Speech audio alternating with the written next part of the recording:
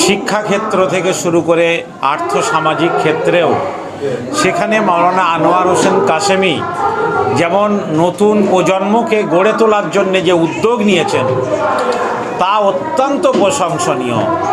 এটা হচ্ছে মুসলমানদের একটা চিরস্থায়ী সমাধান। আমার পাশেই আছেন বন্ধুবার হজরত মাওলানা কামরুজ্জামান সাহেব। উনি জানেন যে অনেক দুর্গম পথ পেরিয়ে এই জায়গাটা এসেছে।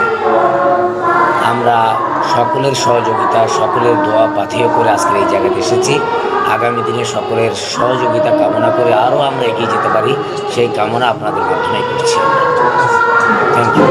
মুসলমানদের অনগ্রসরতা দূর করার জন্যে বিশেষ করে এই এলাকার যারা পশ্চাৎপদ মানুষ তাদের শিক্ষাক্ষেত্রে অনগ্রসরতা দূর করার জন্য যেমন তার প্রচেষ্টা, এই আলমানার মিশন, তার পাশাপাশি ছেলেদের মিশন, এ মাদ্রাসা, শুধু এখানেই তার সমাজসেবা থেকে থেমে থাকে না।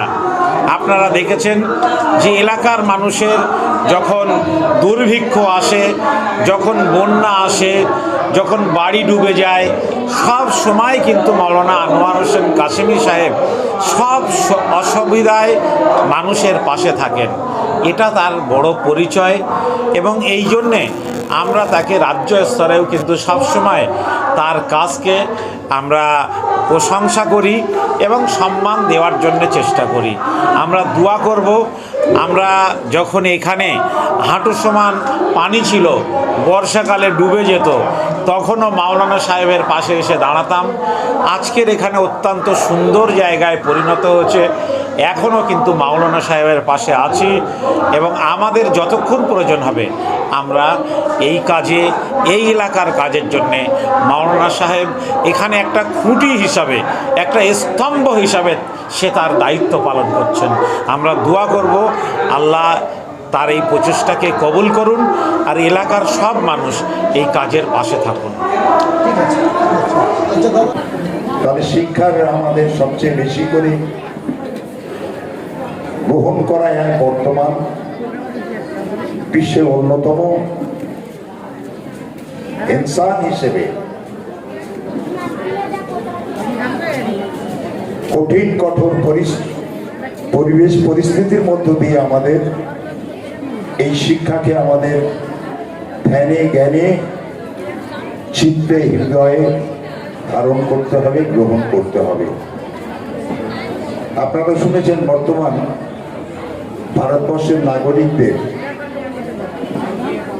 এই নিবিড়তম ভোটার তালিকা সংশোধনের কাজ চলছে, যেটা আমরা, যে ইংরেজি জানে না সে বলছে এসআইআর। তাই এখানে দেখছি আমাদের যারা সনাতন ধর্মাবলম্বী মানুষ তাদের কাগজপত্র, দলিল, দস্তাবেজে শ্রী শ্রীকৃষ্ণের স্মরণ করে শ্রী শব্দটা লেখেন। আমাদের ইসলাম ধর্মাবলম্বী মানুষ তাদের নামে প্রথমে, যেহেতু আমাদের উম্মতে মোহাম্মদ শব্দটা লিখিত হয়, পরবর্তী অধ্যায়ে বিভিন্নভাবে, যেমন আমাদের অরুণ ভাই অরুণ মণ্ডল আর আমাদের আতিয়ার মোল্লা, এখন সমস্যা হয়ে গেছে। বলছে তোমার এই সি কোথায় থেকে এলো আর সি কোথায় থেকে চলে গেল।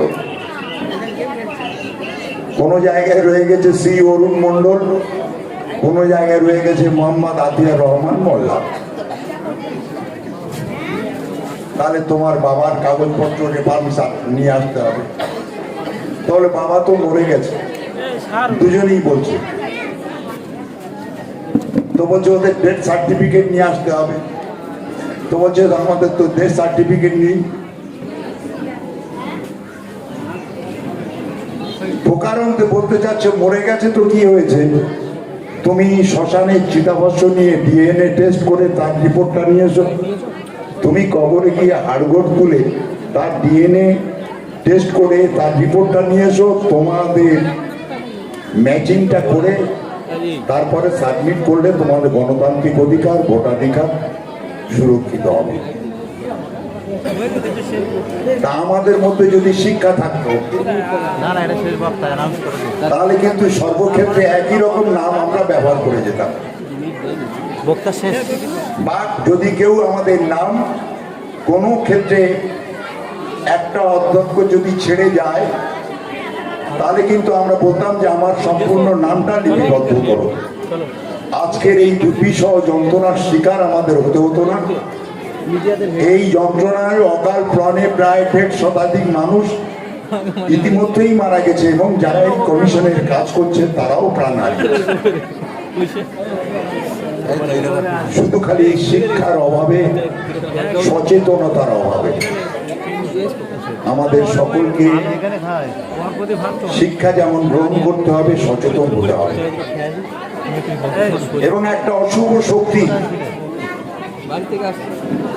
তাদের ঘৃণ্য রাজনীতি স্বার্থ চরিতার্থ করার লক্ষ্যে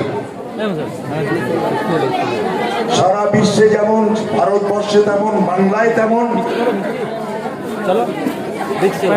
আমাদের এই পরিবেশ দূষণ করছে। লক্ষ্মণ বাবু বলছিল যে শয়তান স্বর্গলোকেও আছে,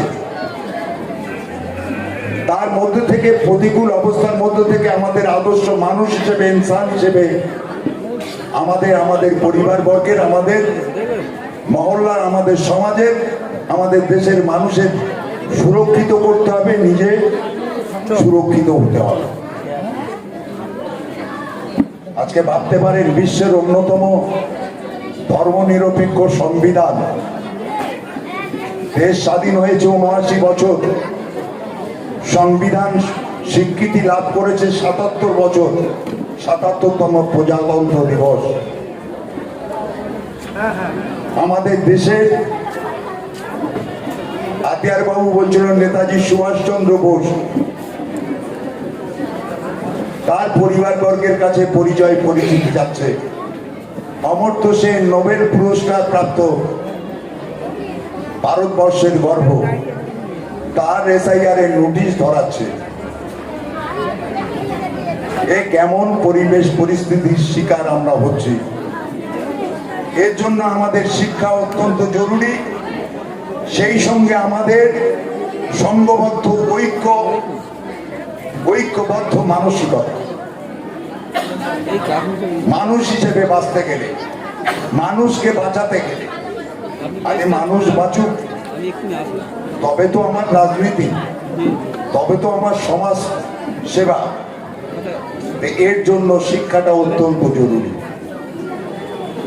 আজকে সেই বিশ্বের অন্যতম শ্রেষ্ঠ ধর্মনিরপেক্ষ স্বাধীন ভারতবর্ষের সংবিধান আজ কলুষিত হচ্ছে, পদদলিত হচ্ছে, কলঙ্কিত হচ্ছে। আমাদের সকলের ঐক্যবদ্ধ, আমাদের চেতনা শক্তি, হৃদয়ের স্পন্দন শক্তি দিয়ে আমরা ঐক্যবদ্ধ হয়ে এই অশুভ শক্তির বিরুদ্ধে আমাদের সজাগ সোচ্চার হতে হবে, প্রতিবাদ মুখরিত হতে হবে। এবং সেই সঙ্গে আমাদের ঘরের সন্তান সন্ততিদের শিক্ষার আলোয় আলোকিত হতে হবে। সেই শিক্ষার চোখে তারা এই ত্রুটি বিচ্যুতি, সমাজের মান উন্নয়নের কি কি প্রয়োজন সেটা উপলব্ধি করতে পারবে, তবেই হবে আমরা স্বয়ংসম্পন্ন। আমি সকলের প্রতি আমার আন্তরিক প্রীতি, শুভেচ্ছা, কৃতজ্ঞতা, অভিনন্দন, আন্তরিক সালাম এবং প্রণাম। আপনাদের সকলের, ছোট বড় সকলের দোয়া প্রার্থনা করে সকলের দীর্ঘায়ু, সুস্থ জীবন এবং আমাদের মানুষ জাতি, আমাদের মানবতার সুরক্ষিত করার শিক্ষার এই আশা আকাঙ্ক্ষা রেখে আমার কথা শেষ করছি। ধন্যবাদ। আসসালামু আলাইকুম।